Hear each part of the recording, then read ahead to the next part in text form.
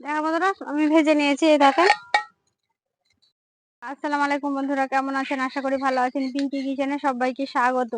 আজকে বানাবো বর্ধমানের স্পেশাল মিহিদানা রেসিপি। এটি মিহিদানা রেসিপি বানাবো, স্কিপ না করে পুরো ভিডিও দেখবেন, দেখার জন্য অনুরোধ রইল।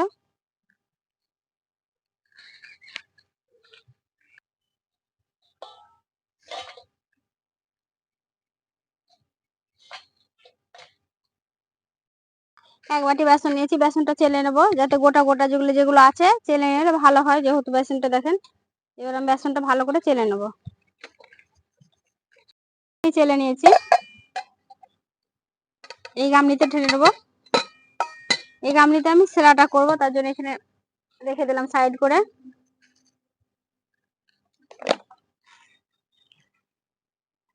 1 চিমটি মতন দেবো খাবার সোডা।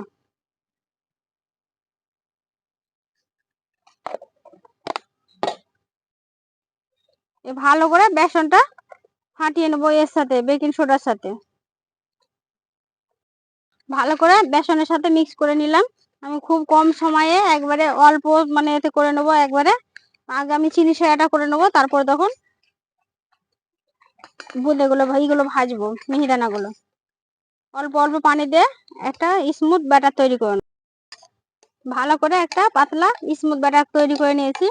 এটা আমি সাইডে রেখে দেবো, ঢাকা দিয়ে 5 মিনিটের জন্য রেখে দেবো। এবার প্রথমে আমি চিনি শিরাটা করে নেবো, তার জন্য উনুনটা জ্বেলে নেবো। যেহেতু আমি প্রথমে আগে চিনি শিরাটা করে আমি রেখে দেবো ঢাকা দিয়ে, আর মিহিদানাগুলো ভাজবো আর চিনি শিরাটা আমি ডুবিয়ে দেবো। খুব অল্প সময়ে হয়ে যাবে কাজটা তাড়াতাড়ি। আগে প্রথমে আমি উনুনটা জ্বেলে নেবো। উনুনটা জ্বেলে নিয়েছি, কড়া বসিয়ে দেবো। চিনি শিরাটা করার জন্য কড়াটা বসিয়ে দিলাম। কড়াটা গরম হয়ে গেছে, দেবো ছোট বাটির 1 বাটি চিনি। আপনার যেরকম মিষ্টি খাবে সেই অনুযায়ী চিনিটা দেবেন।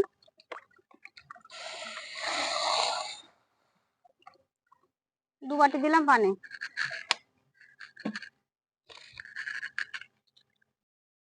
অনবরত নেড়ে আমি চিনিটা গলিয়ে দিয়েছি।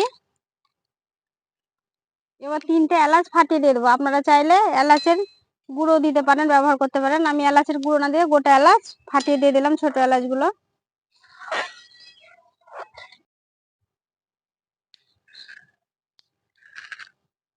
এবার আধখানটা লেবু রস লেবু নিয়েছি, লেবু রসটা দিয়ে দেবো।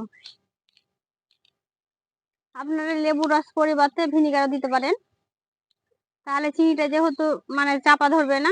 এই দেখেন, লেবু রসটা আমি দিয়ে দিলাম চিপে। এবার আবারও নেড়ে দেবো। অনবরত নেড়ে নেড়ে চিনি সেরা তৈরি করে নেবো। চিনি সেরাটা আমি অনবরত নেড়ে নেড়ে এবার আমি একটু কালার দিয়ে দেবো।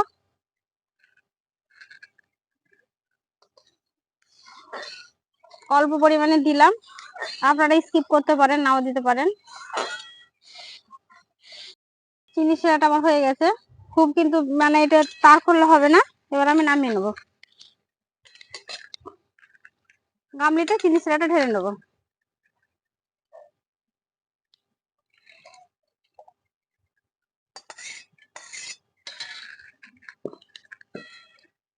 এটা একটু পরিষ্কার করে কড়াইটা ধুয়ে নেবো। চিনি শিরাটা ঢাকা দিয়ে দেবো। কড়াইটা পরিষ্কার করে ধুয়ে নিয়েছি, এবার গরম করতে তেলটা বসিয়ে দেবো।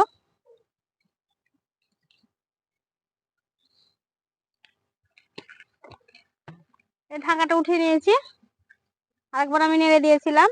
এবার অল্প একটু ফুড কালারটা দেবো, জাফরানটা।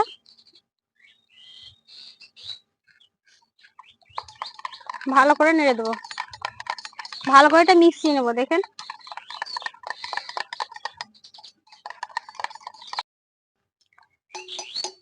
তেলটা গরম হয়ে গেছে।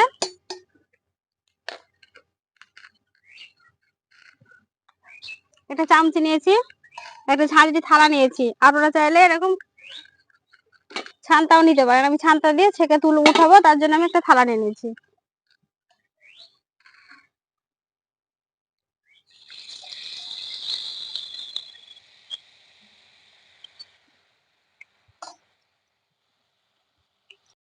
বন্ধুরা, এতে একটু বড় বড় হচ্ছে এইগুলো মিহিদানা গুলো, তার জন্য আমি ছানতেটা নিয়েছি, এই ছানতাতে করে করে নেবো। এটাও একটু বড় বড় হচ্ছে, কিছু করার নাই।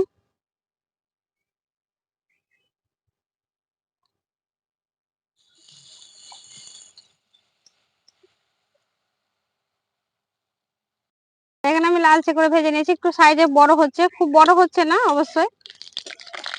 উঠিয়ে নেবো।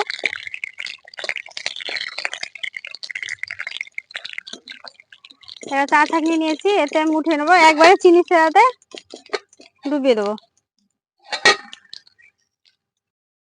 দেখো বন্ধুরা, আমি ভেজে নিয়েছি, এই দেখেন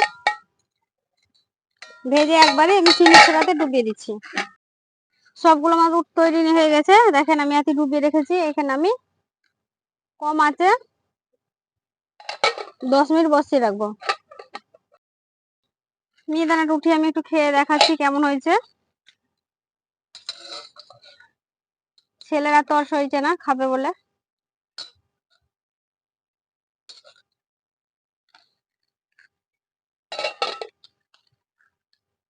গরম হয়েছে।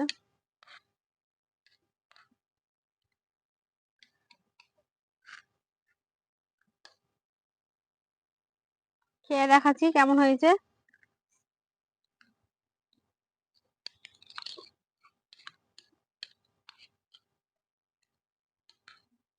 খেতে বন্ধুরা দারুণ হয়েছে, একটু সাইজে বড় হয়ে গেছে, কিন্তু আপনারা কিছু মনে করবেন না, একটু বড় হয়ে গেছে যেহেতু খান যাতে আমার বড় বড় হয়েছে ফেলছি, বড় বড় হয়ে গেছে, কিন্তু খেতে অসাধারণ হয়েছে, পুরো দোকানের মতো হয়েছে, খুব সুন্দর হয়েছে। এভাবে একবার হলো বাড়িতে বানিয়ে খেয়ে দেখবেন, দোকানে কিনা থেকে এভাবে বানিয়ে খেয়ে দেখবেন, দারুণ হয়। পুরো রেসিপি দেখলেন, যদি ভালো লাগে অবশ্যই লাইক কমেন্ট শেয়ার করবেন, সাবস্ক্রাইব করে পাশে থাকবেন। সুস্থ থাকবেন, সাবধানে থাকবেন। আবারও পরবর্তী রেসিপি নিয়ে আপনাদের সাথে হাজির হব। পুরো রেসিপি দেখার জন্য ধন্যবাদ।